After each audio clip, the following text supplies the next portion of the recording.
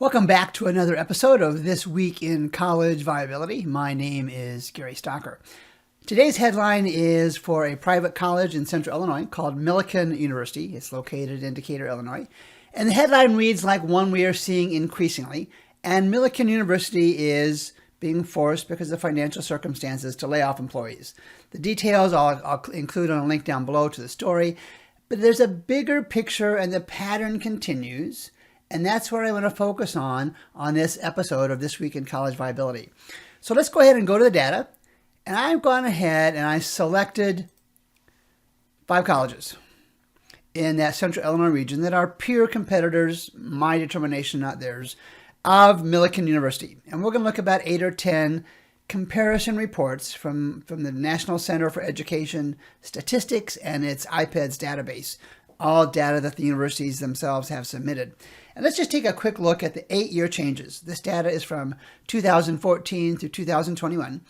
And in each of the 5 colleges' cases, the enrollment, the FTE enrollment, a standard comparison that we use, is down from a notable amount to a significant amount. And Millikin kind of falls in the middle of that whole group.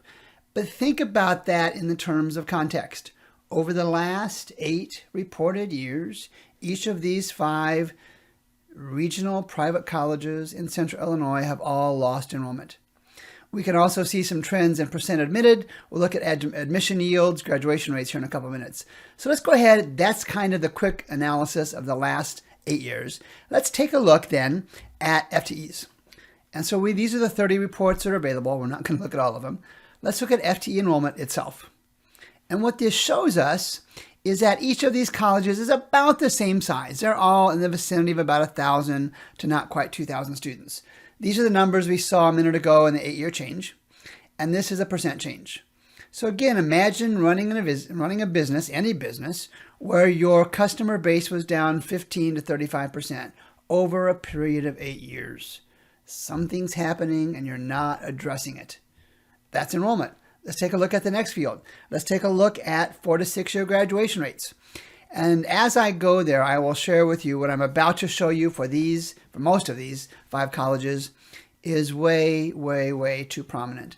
The thresholds I use and I think others use for 4-year graduation rates is 50%.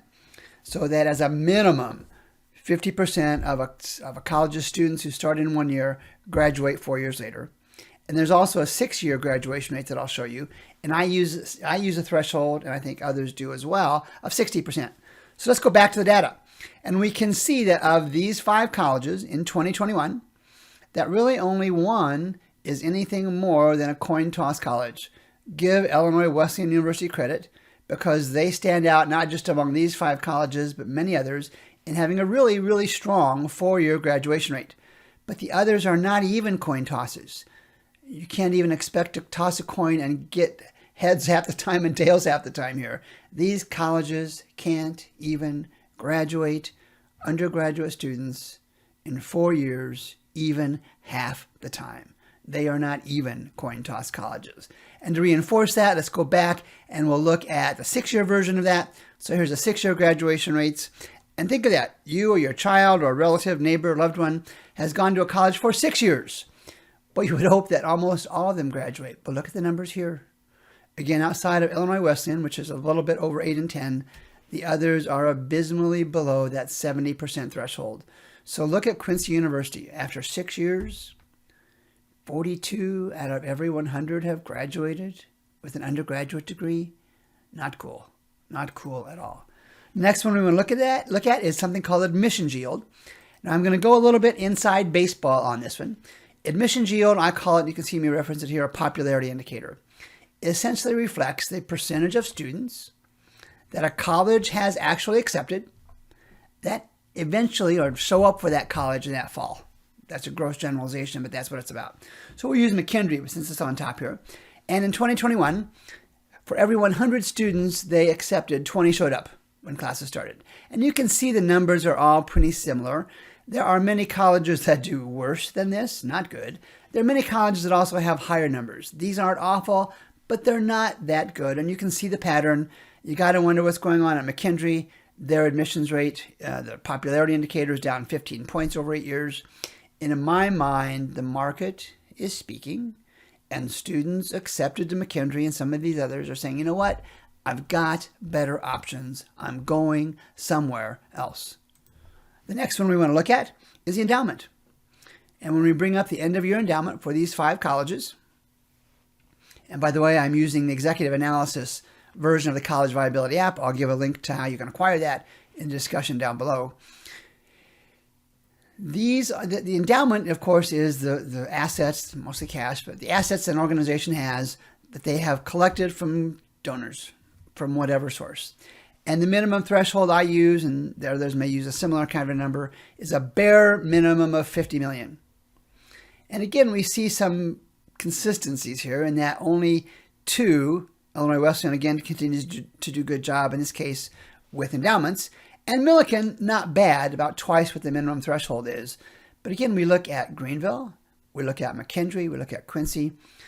And the first thing I want to say is if you don't have $50 million, I can make a reasonable argument that you don't have the systems and processes in place to solicit gifts from alumni, friends, community, and other donors. Plain and simple. But here's where the real catch is for these 5 colleges. Notice, it should be an 8-year change. The 8-year change, 4 of the 5 colleges have actually lowered their endowment.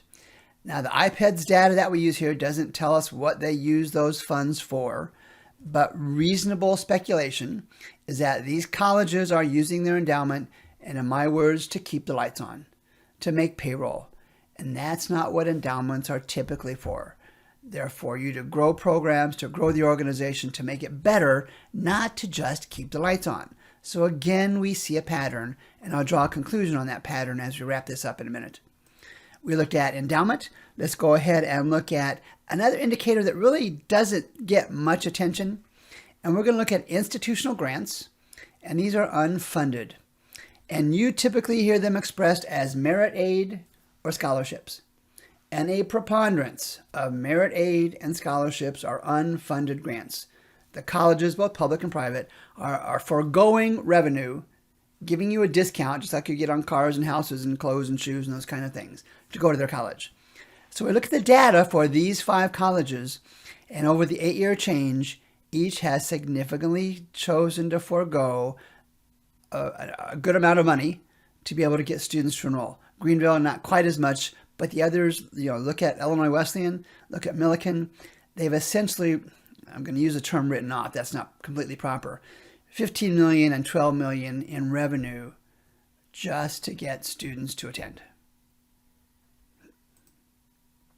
The next one we want to look at is the funded, and this is kind of the opposite of that, but these are the funded grants. And what we're going to see on this for these 5 colleges, now for Illinois Wesleyan, I have to assume this is just a data entry error. Certainly they have some kind of funded grants, but the others, look how small these numbers are by comparison. And even $500,000 at Greenville, Millikin, a couple bucks more, but these are actual grants or scholarships, if you will. They have funds behind them. They're not discounts without any funds behind them. Those are really small numbers and suggest these colleges have either used them up or haven't made the effort to grow that funded set of grants over the last many years. And then we want to look at tuition and fee revenue, because again, there's a pattern here. So the tuition and fee revenue, and we're going to see the 8-year change for each of these 5 colleges, and 4 of the 5 over an 8-year period have a lower tuition and fee revenue in 2021 than they had in 2014. And even Millikin, the one in trouble, the one announcing layoffs today, yes, their tuition and fee revenue is up, but that's over 8 years. Let's round that up to $800,000. That's an average of $100,000 per year. That doesn't even cover wage increases, cost of living increases, inflation coverage. While it's a positive number, it's not a strong positive number. And you can see that pattern for all. And the comparison, the conditional formatting that I use, you can see that 4 of the 5 have red indicators, and of course, that's not good. And then let's look at core expenses. And it's reasonable, and the story that I will post down below about Millikin's layoffs coming is an attempt to lower expenses. Nothing wrong with that.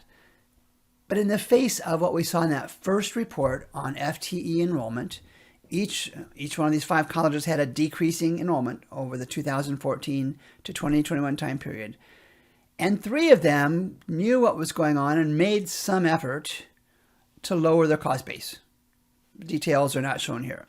But look at our focal point. Millikin University, in the face of significant enrollment declines, has had an increase in 8-year core expenses in that university. It is no wonder that at this point, whatever their leadership consists of is saying, you know what, we probably should have done this a long time ago, but to be able to maintain ourselves as a going concern, we need to cut our costs. Arguably, this should have been done a long time ago. And then lastly, percent admitted. And those of us that follow college admissions on a regular basis, the percent admitted is really how colleges manage their selectivity. They say we're unique because we only admit a small percentage of students. Washington University, Harvard University, Yale, the biggies, they admit 5%, 10% is their percent admitted. And we can see across the board, that's not true, but 3 of the 5 essentially admit everybody. That's a gross generalization, I understand. And you have to wonder what Illinois Wesleyan and Quincy are thinking about, because they've really lowered, you can see how much they've lowered, their percent admitted over the years. This is in the face of obvious decreasing enrollment, obvious decreasing revenue. I have no idea what their thought process is, but if you're considering Illinois Wesleyan, if you're considering Quincy University, ask them, why has your selectivity gone down in the face of decreasing enrollment and decreasing tuition and fee revenue? So what does this all mean? And it's not just about the 5 private colleges in Central Illinois. I selected those 5 because I follow those, but I see the pattern in college after college, almost state after state. The pattern is scary, in large part because so many private colleges have a very similar, if not almost identical, pattern of financial challenges, and in some cases even long-term viability concerns, just by looking at the data. What does that mean to those watching this video and looking at colleges for themselves, their family, their children, their neighbors, whatever the case may be? I would argue that the first thing you want to look at, particularly in the context of private colleges, not quite so much publics, is to look at these financial health and viability comparisons. I can't imagine that anybody watching this wants to choose a college who either is so financially unhealthy they can't survive and close, or is so financially weak they can't really provide the type of college education every student should hope for. And so down below, I'll share with you links to this version of the College Viability app. I'll provide a link also to the Parents Simplified version of the College Viability app for you to consider as you're making that college list for your consideration. My name is Gary Stocker. This has been another episode of This Week in College Viability.